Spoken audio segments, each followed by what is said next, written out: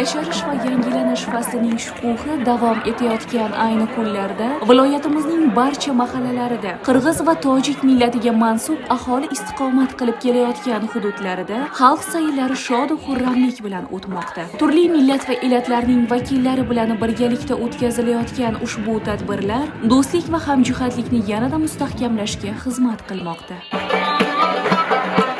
Qo'shnichilik mingyilchilikdir ushbu bayram sayli har uchala davlatning do'stlik va qardoshlik rishtalarini yanada mustahkamlaydi desak mubolag'a bo'lmaydi. Ko'rib turganingizdek bayram tadbiri ko'tarinki ruhda davom etmoqda.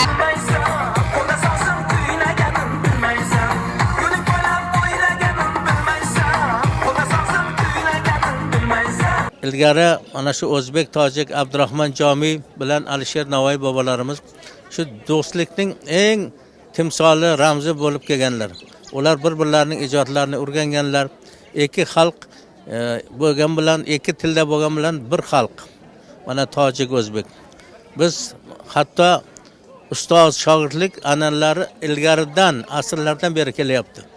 Mana bittagina misol aytadigan bo'lsak, Alisher Navoiy bobomiz Hamsaday buyuk beshlik asarni yozishda avvalo birinchi yozgan Nizomiy Ganjaviyni o'zining ustozi bilib 4 qator she'r bilan boshlagan.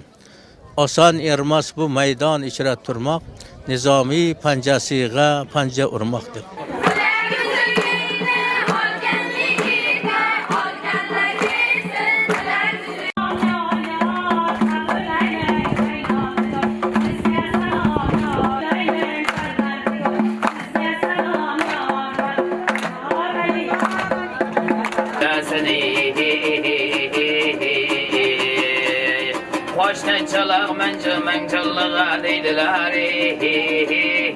Hurmatli tadbir ishtirokchilari, aziz do'stlar, sizlarni yana bir bor muborak Ramazon hayiti va bugungi do'stlik bayrami bilan tabriklayman. Azaliy qadriyatlari, an'ana va urf-odatlari bir bo'lgan xalqlarimizning do'stligi abadiy bo'lsin. Mana bu yerda tashkil qilgan hamma tashkilotchilarga, mana Rus Milliy madaniy markazi bugun kelib, uchta davlatning do'stligiga, bayramiga sherik bo'layotgan uchun bularga barcha qizlarimizga, onaxonlarimizga, baxshilarimizga, bugungi tadbir tashkil qilgan barchaga, kelgan mehmonlarimizga o'zimizni cheksiz minnatdorchiligimizni bildiramiz. Katta rahmat e'tiboringizga. Dilga orom beruvchi mumtoz navolar, folklor etnografik jamoalar ijrosidagi kuy-qo'shiqlar, raqslar, unga hamohang tarzda o'tmishdagi ajdodlarimizning turmush tarzi va yorug' orzu-umidlari, intilishlarni aks ettirgan chiqishlar barchani mahliyo etdi.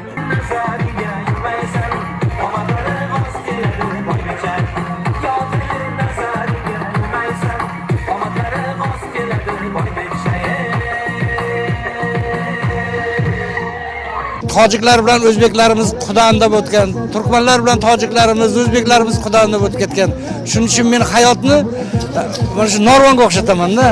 Narvonni shuni past ko'tarib qo'ysangiz, bu yer va zaminga qadaladi-da. Shu yer va zamin bu O'zbekistonimiz. Mana shu O'zbekistonimiz uchun millati elatimizdan qat'iy nazar, turkman bo'lamizmi, tojik bo'lamizmi, o'zbek bo'lamizmi, qozoq, qirg'iz, o'rus bo'lamizmi? Biz mana shu vatan uchun xizmat qilishimiz kerak. Vatanning ravnaqi uchun xizmat qilishimiz kerak. Uning ikkinchi ustuni borib devorga qadaladi-da. Bu devor butun o'zbek avlodlari, turkman avlodlari, qirg'iz, siz bilan meni avlodlarim, mana shu avlodlarga sodiq bo'lishimiz kerak. Дорогие сурхандаринцы, дорогие друзья, именно в Узбекистане самое большое богатство – это дружба между народами.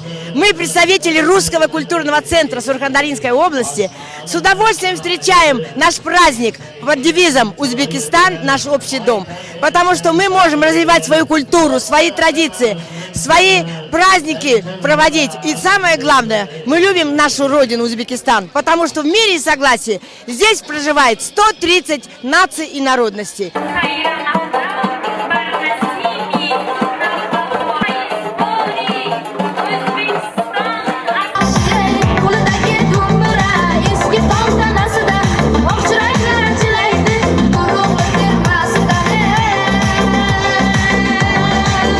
Qadriyatlar qadrlangan yurtda yana bir qadriyatli azaliy orzularimiz ushalgan kun desam mubolag'a bo'lmaydi. Chunki bugun mana qo'shnichilik, minginchilik doirasida o'tkazilayotgan tadbir nafaqat bizning vohamizda, balki respublikamiz bo'ylab barcha jabhalarda tojikistonlik do'stlarimizni kutib olish bilan birga, ularga hurmat ko'rsatish bilan birga va albatta ularni o'zbek xalqi va tojik xalqini doimidek urfi, odati, dini, qadriyatlari bir bo'lgan ikki tilda so'zlashuvchi xalq deymiz.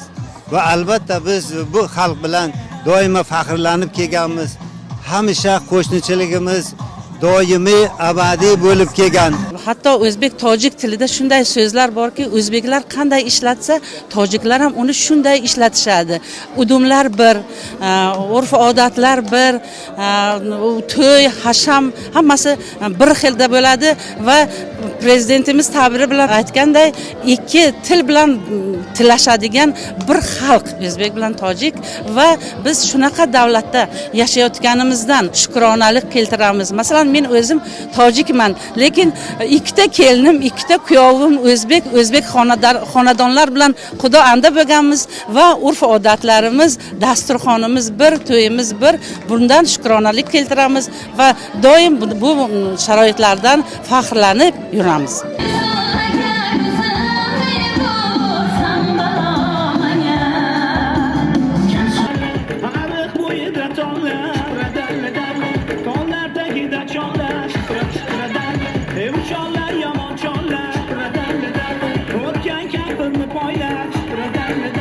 Hamma atrofimiz mart oyida bahor faslida Navro'z ayyomi bo'ladi. Navro'z ayyomida esa sumalaklar pishiradi, halimlar pishiradi.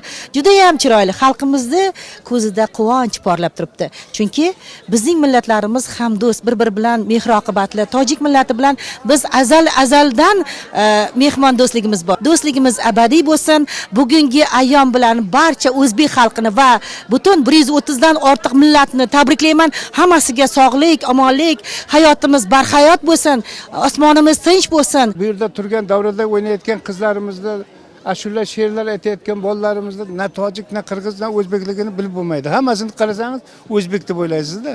Sababi bizda tariximiz bir, urf-odatlarimiz bir. Allohga shukr qilamiz. Mana shu ota-bobomizning udumlarini bugungi kunda prezidentimiz juda bizga yaqinlashdi, yanada ham yaqinlashtirib berdi-da. Mana nuroniylarimizni qarang, ko'zlarida nur yayrab turibdi. Xursand, mana farzandlari, nabiralarimiz bugun yaxshi kunlarda qo'shnilar bilan bordi keldi qilib, qo'shnilar bilan mana ularning farzandlari bizlarda mana o'qishlarda bo'lyapti. Juda prezidentlarimizdan minnatdormiz. Bir so'z bilan aytganda, o'tkazilayotgan ma'naviy, ma'rifiy, madaniy tadbirlar yig'ilganlar qalbiga ko'tarinkilik, xush kayfiyat ulashdi deyish mumkin. Davlatlar o'rtasidagi ushbu uchrashuvlar xalqlar o'rtasidagi ahillik, inoqlikni va shu bilan birgalikda barcha sohalarda hamkorlikni yanada kuchaytiradi va yangi bosqichga olib chiqadi deyish mumkin. Shu munosabati bilan Termiz shahrida bugun juda ham ajoyib tadbir o'tkazildi. Bu tadbirda barcha xalqlarni, barcha millatlarni, ellatlarni urf-odat, qadriyatlari, an'analari bir chiroyli tarzda ifodalandi.